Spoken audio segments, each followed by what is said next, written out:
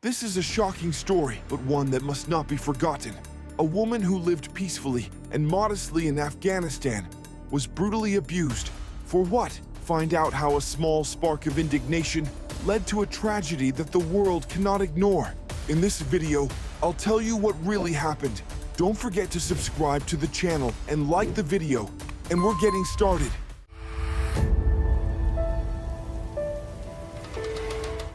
Today's story is truly horrific, but I believe such cases need to be brought to light. There will be no shocking photos or videos here. They are too disgusting to include in the video. All the materials are publicly available on the internet. Farkhunda Melikzade was born in 1987 in the capital and largest city of Afghanistan. She grew up with her brother in a devout Muslim family. In 2015, at the age of 27, she was actively involved in volunteer work. She lived with her parents and helped them weave carpets. Farkhunda was an excellent cook. She wanted to get married, but for some reason, she wasn't having any luck. Farkhunda was devout, with an oval face and slender hands. Her friends and teachers considered her modest, kind, serious, and educated, qualities she upheld while respecting all local traditions and customs. The Persian calendar is used, and the new year falls on the day of the spring equinox, which is on March 21st or 22nd.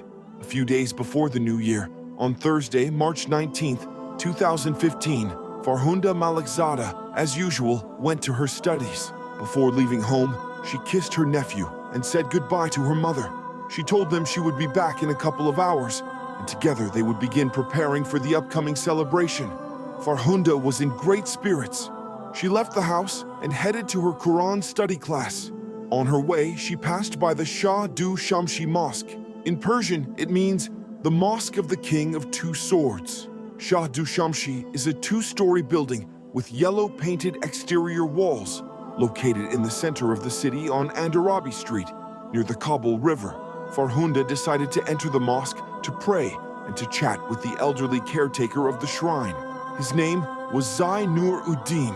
The man was standing outside at a stall, selling various items. Farkhunda looked at the stall, which had colorful scarves and amulets with inscriptions. She opened one of the amulets and found a paper scroll inside with a Quranic verse. Zai Nur-ud-Din told her that his goods had magical powers and could perform real miracles. He promised that his amulets would solve many problems, including making it easier to conceive. In addition to scarves, amulets, and the Quranic scroll, Zai Nur-ud-Din was also selling Viagra and condoms at his stall. Farkhunda started to express her outrage, claiming that everything he was selling had no connection to Islam. She argued with Zai Nur-ud-Din and tried to get him to close his stall. Their argument became quite loud, and a crowd quickly gathered.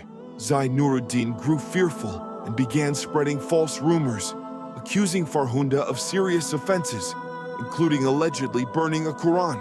Farkhunda immediately denied these accusations, stating, "I am a Muslim, and Muslims do not burn the Quran."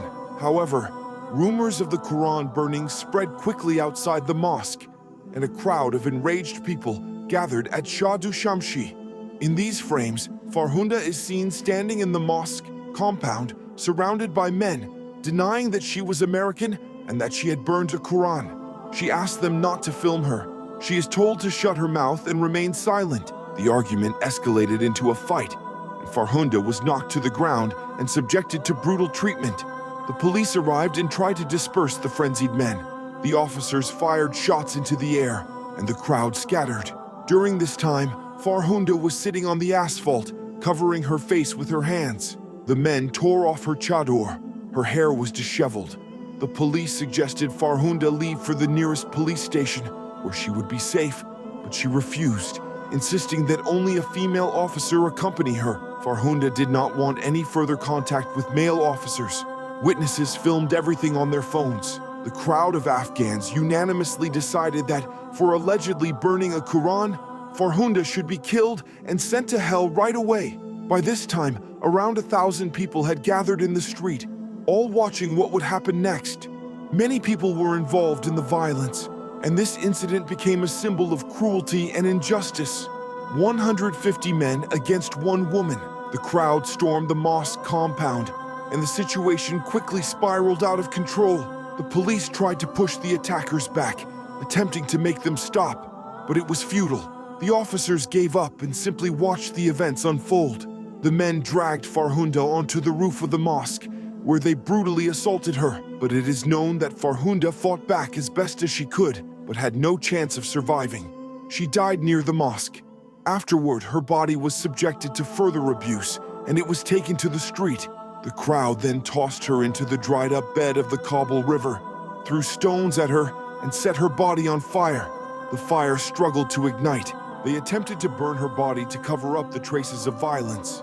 The execution process lasted several hours, and the crowd chanted slogans justifying their actions. They also shouted accusations at Farkhunda, claiming that she had collaborated with foreign powers. At this time, Farkhunda's parents were at home, unaware of when their daughter would return. Around 4 p.m., Farkhunda's father received a call from her phone number, informing him that the family needed to urgently come to the Shah du Shamshi Mosque.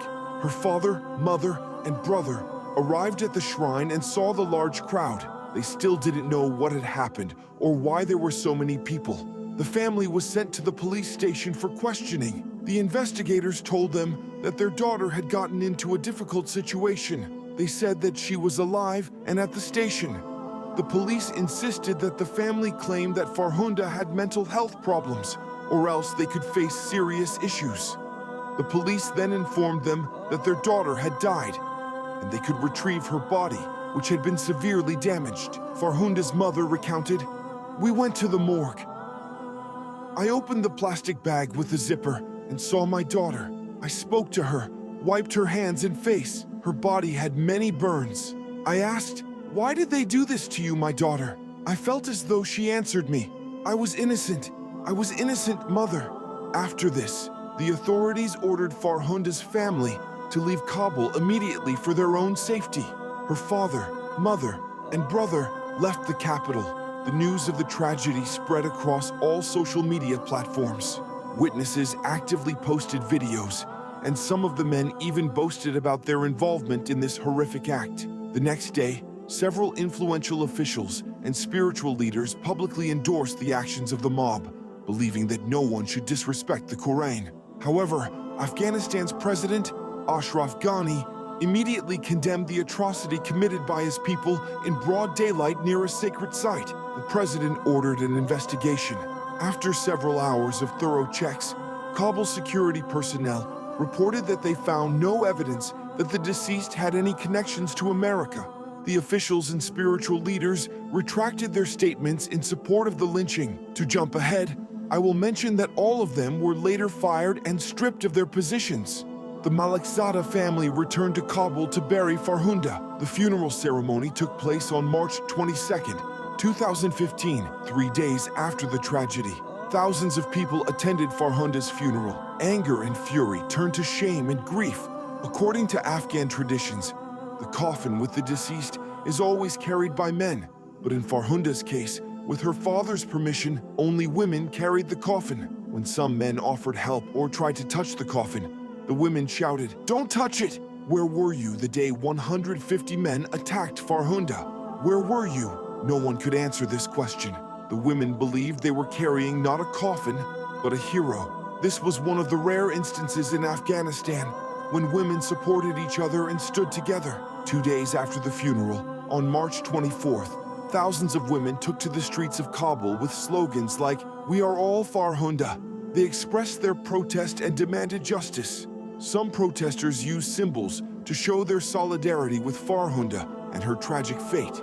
The crowd headed to the Supreme Court building, demanding justice and an end to violence against women. Men also attended the rally, supporting the women. These were some of the largest peaceful protests ever seen in Afghanistan.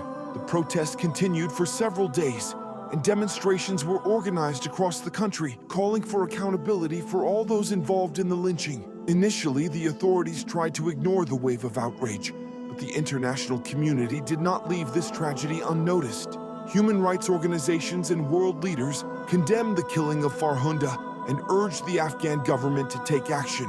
Weeks after the tragedy, some of the perpetrators were arrested, and the authorities began an investigation to hold all those responsible accountable. However, many of those involved in the crime, including those who filmed videos and shouted slogans, remained free. This caused even more dissatisfaction among the public, especially women who continued demanding justice. Farkhunda's family continued their fight to honor her memory. They created a foundation in her name to support women and children affected by violence.